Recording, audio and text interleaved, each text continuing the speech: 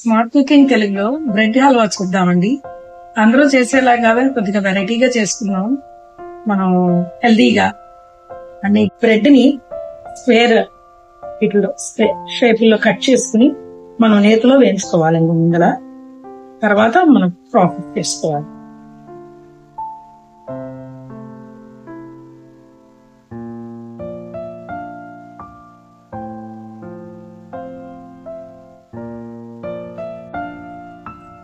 మనం dry fruits వేయించుకోవాలండి.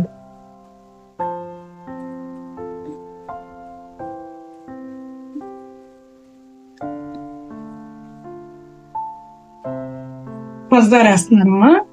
దీనికి డబల్ వాటర్ పోసుకుంటాం మనం. ఆ కప్పుకి డబల్ వాటర్ పోయాలి.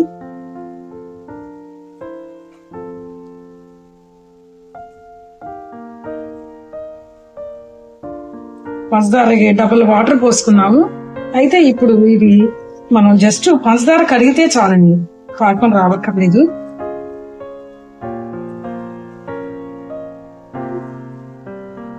ఇప్పుడు మనం ఫ్రై చేసుకున్న బ్రెడ్ స్లైసెస్ ని మనం షుగర్ సిరప్ లో వేసుకోవాలి.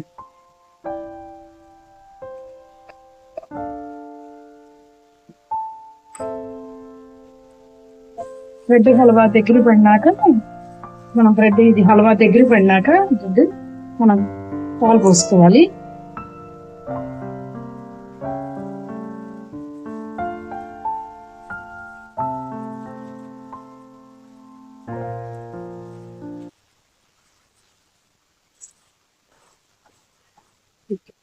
సెపరేట్ అవ్వాలండి, అంటుకోకుండా. చూడండి, ఇది ఎక్కడ అంటుకోకుండా వస్తుంది కదా, అలా రావాలి.